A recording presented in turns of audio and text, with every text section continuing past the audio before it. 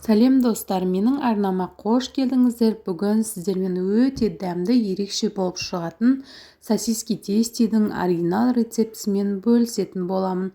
Ол үшін менің видеомды соңына дейін қарап, арнама тіркеліп, ұнаса лайк, комментарий қалдыруды ұмытпаңыздар. Ең алдымен бізге қажетті бір жұмыртқа, бір қасық тұз, бір қасық шекер қосып, жақсылап араластырып аламыз.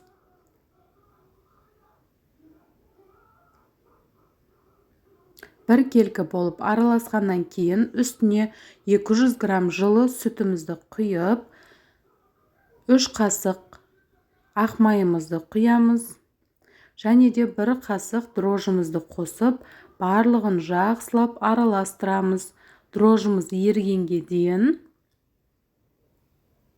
араластырып аламын.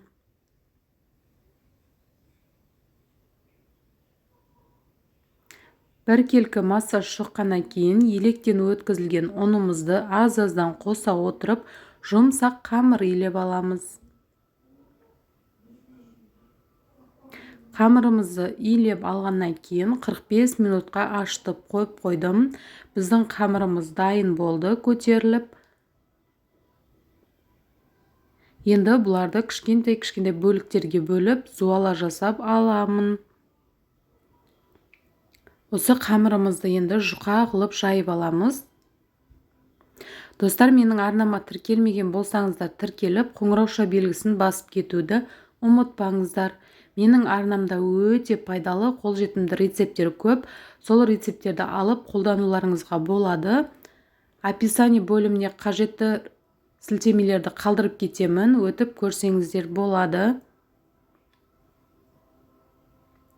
Өзіңізге ұнаған рецепттер болса, қолданып, комментарий бөліміне өз пікірлеріңізді қалдырып кетіңіздер. Келесі видеомды жіберіп алмау үшін қоңырауша белгісін басып кетсеңіздер болады. Енді келесі видеода мен сіздерге оливье салатының оригинал рецептімен бөлісетін боламын. Қамырымызды осылай жұп-жұқа қылып жайып алдық. Енді дайындап алған сосискемізге осылай орап шығатын боламын. Қатты қалыңда болып кетпеу керек. Арасы піспей қалмасын, сол үшін қамырымызды жұқа қылып жайып аламыз.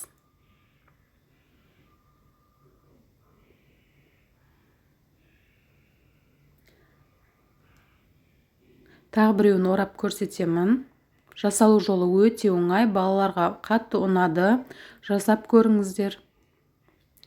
Барлығын осылай орап алғаннан кейін тапаға 20 минутқа қойып қоямын. 20 минуттан кейін бетіне жұмыртқаның сарысын кішкене сүт құйып араластырып жіберіп, бетіне жағып шығамыз. Духовкамызды қыздырып қоямыз. Қызып тұрған пешке пісірсеңіздер, биік болып көтеріліп, өте дәмді болып шығады. Барлығына жағып алдым. Сіздер өз қалауларыңыз бойынша бетіне күнжіт немесе мак шашсаңыздар болады. Мен күнжіт шашатын боламын.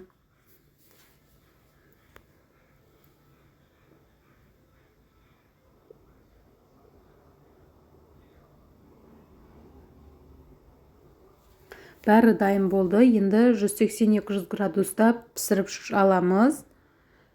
Мана сосиски тестиіміз дайын болды, достар. Өте дәмді, жұмсақ болып шықты. Ортасын бөліп көрсетейін. Ортасы барлық қамырлары пісті. Жасап көрулеріңізге кеңес беремін. Достар, менің видеом ұнаған болса, арнама тіркеліп, лайк, комментарий қалдырыңыздар. Келесі видеода кездескенше сау болыңыздар.